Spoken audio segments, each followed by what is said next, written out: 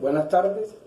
Este video es para los alumnos de segundo año de Derecho y para cuarto año de Ciencias Políticas. Y es el tema número 3 del programa. El tema número 3 del programa va a versar sobre los conceptos del tratado, partes de un tratado internacional, cómo se forma un tratado internacional, las fases de su conclusión, la nulidad de un tratado, la interpretación, la enmienda de un tratado, la finalización. Este tema lo pueden ustedes analizar a través de la Convención de Viena sobre tratados. Ahí está todo completo. El tema es muy extenso y lo vamos a ver en varios videos. Hoy comenzaremos con la primera parte del video de ese tema. Por favor, complementenlo allí. Yo no se los puedo dar todos los artículos por lo extenso del programa y entonces le haré lo más esencial. Cualquier duda a través de la vía del WhatsApp se las puedo responder. Repito, este video para los alumnos de segundo año y para los de cuarto año de Ciencias Políticas. En primer lugar, hay que aclarar qué es un tratado internacional. Un tratado internacional es un acuerdo bilateral o multilateral, es decir, entre dos o más estados, que se hace por consenso de voluntades, porque ahí aparecen las normas de coordinación. Los estados, los sujetos, representantes de los sujetos de derecho, se ponen de acuerdo sobre un tratado de cualquier índole, materia comercial, cultural, científica, deportiva, y lo plasman en un escrito, lo firman y lo plasman en un escrito en forma voluntaria.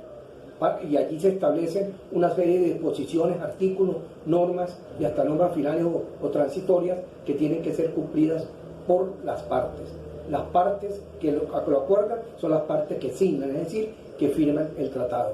Y es bilateral o multilateral el acuerdo entre dos estados o entre dos o entre 3, 4 o 5 más estados. Eso es un tratado. Y ese tratado internacional, ustedes lo pueden ver en la Convención de Viena sobre el tratado. Ese tratado internacional va a ser regulado no por las normas del derecho interno de los estados, sino se va a ser regulado por las normas del derecho internacional público a través de la Convención de Viena y las normas supletorias o consuetudinarias que aparezcan para regular los tratados, acuerdos o pactos internacionales.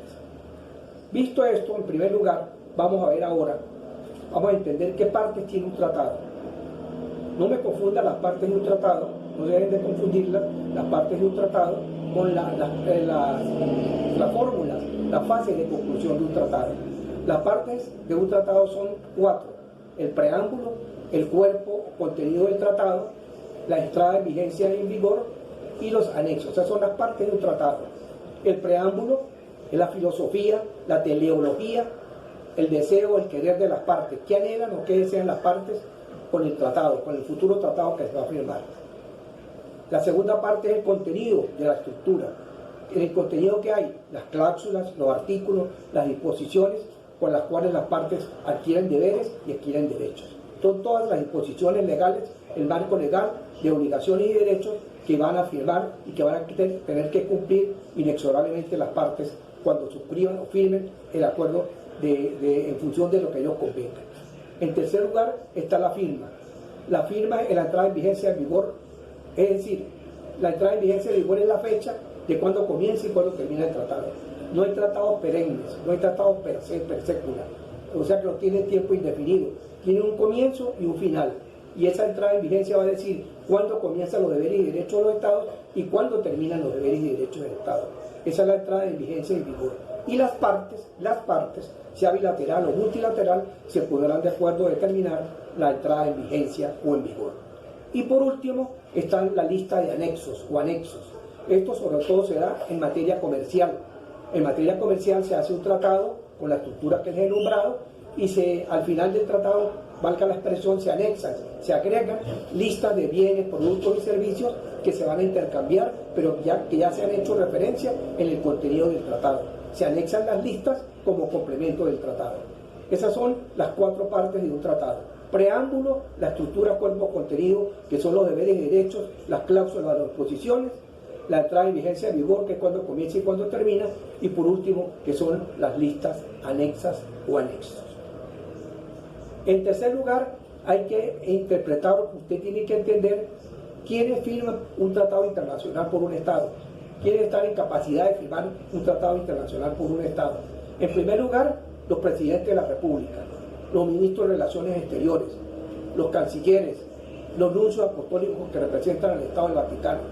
Esas son las personas que ahí están en la convención, que no necesitan plenos poderes, sino se supone que por la función y el cargo que ocupan pueden firmar acuerdos, adoptar el texto, autenticar el texto y firmarlo en nombre y representación de un Estado. Esas son las personas que no necesitan plenos poderes. Sin embargo, hay otras personas que pueden nombrar el Estado, que son los llamados plenipotenciarios. El Estado le da a un ciudadano X un pleno poderes para que en nombre y representación de ese Estado firme, vaya a una conferencia, adopte un texto, autentique un texto en nombre de la República. Ese poder plenipotenciario no es infinito, sino es preciso para un determinado tema, una adopción o una autenticación o una negociación en una fase primaria o primigenia de un tratado. Esos son exactamente quienes pueden firmar tratados, acuerdos o pactos por un Estado, los que tengan plenos poderes plenipotenciarios y aquellas personas que por su cargo, por representación, son obvias. El presidente de la República es obvio que no necesita plenos poderes. Los ministros de Relaciones Interiores, los cancilleres, no necesitan. Los nuncios apostólicos, representantes del Vaticano en Venezuela, no necesitan plenos poderes por el cargo en la representación que ocupan. En cuarto lugar, es bueno aclarar que le decía anteriormente que no me deben de confundir las partes de un tratado con la fase de conclusión de un tratado. Pero antes de eso, debo decirles que para el derecho internacional público, todos los estados son iguales frente al derecho internacional. Es decir, el artículo 6 de la Convención de Viena sobre tratados que deben estudiarlo, la Convención, dice, todos los estados tienen capacidad para contratar. Es decir, que independientemente de la geopolítica, la geoestrategia, la geoeconomía, estén ubicados en el hemisferio norte, en el sur, en el este o en el oeste, todos los estados tienen la misma igualdad y la misma capacidad para contratar, y la misma Convención de Derechos y Deberes de los Estados nos dice, todos los estados son iguales frente al derecho internacional público. O sea que no hay ningún sesgo, ni se puede cercenar a un Estado por una ideología, por un sistema económico, por un sistema político. Todos van iguales frente al derecho internacional público, y eso es claro que ustedes lo deben de saber. Con base a ello, el tratado internacional tiene una fase de conclusión de un tratado.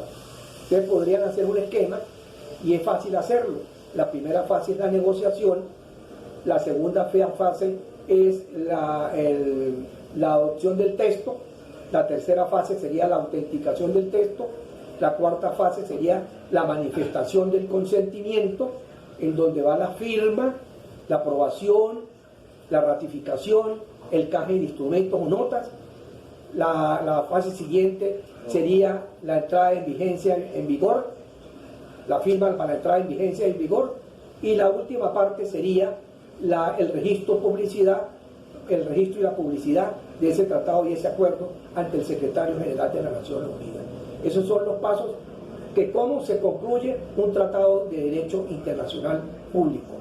Repito las fases: negociación la primera, adopción la segunda, autenticación del texto la tercera, manifestación del consentimiento con esas cuatro partes que le di la cuarta, la quinta la entrada en vigencia o en vigor, y la sexta, que es lo referente al registro, publicidad de ese tratado y convenio internacional ante la Secretaría General de las Naciones Unidas, es decir, ante el secretario general actual, que es el doctor Antonio Guterres, secretario general de las Naciones Unidas.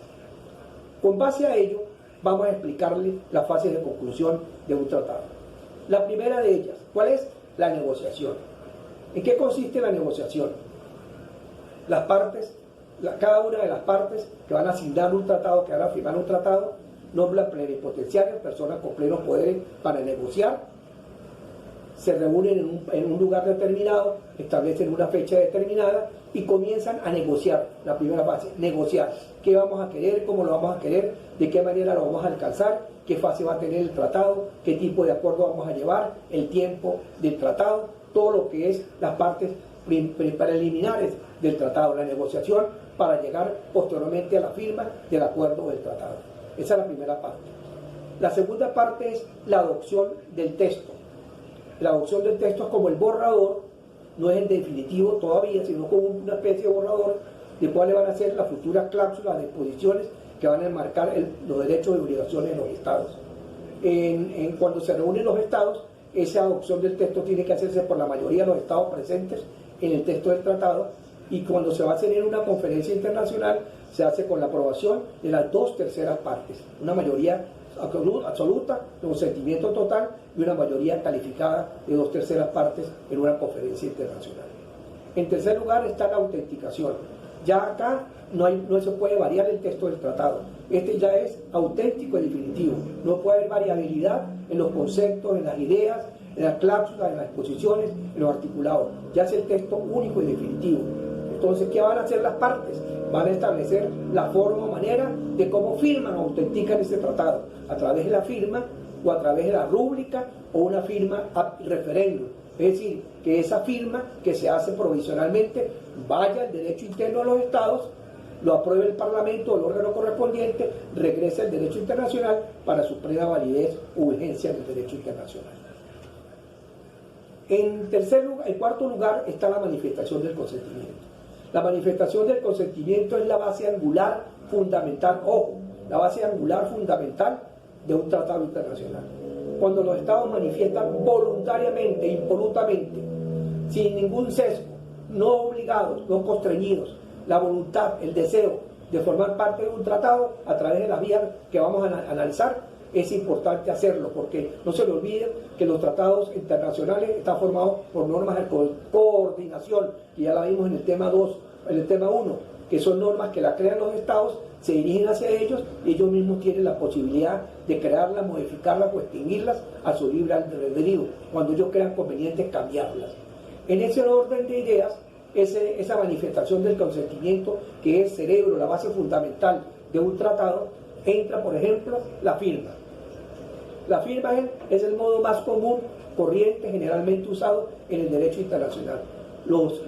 Las personas que representan los estados con los poderes necesarios y con la capacidad para hacerlo, firman el tratado y entra en vigencia para las partes.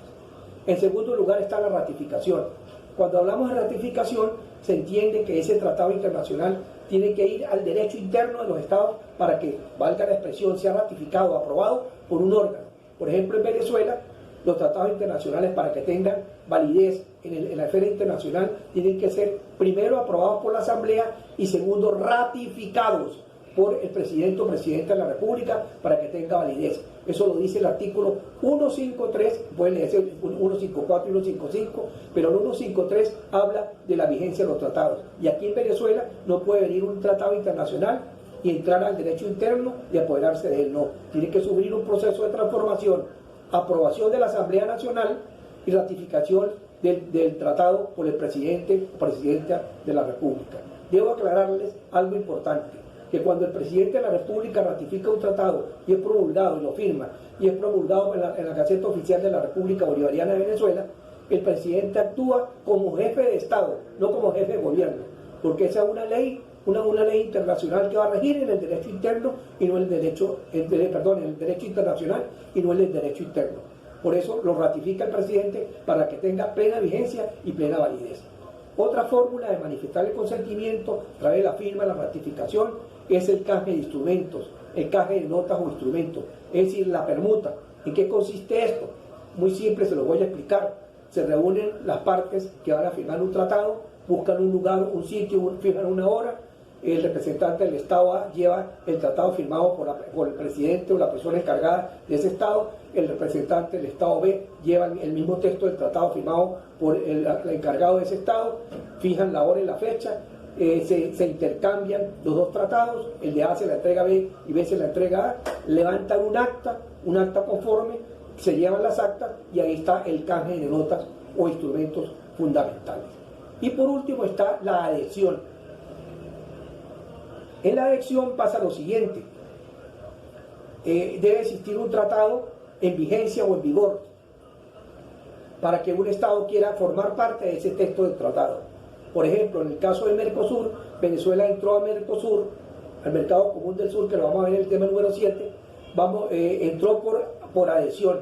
Habían 4 países, Paraguay, Uruguay, Argentina y Brasil, que formaban parte de Mercosur, y ahora también forma parte de Mercosur Venezuela, pero ingresó a través de la vía de adhesión, de formar parte, cumpliendo con todos los requisitos que por vía de secretaría le fueron enviados al presidente de la República y a la Cancillería. Eso es otra fórmula de manifestar el consentimiento. En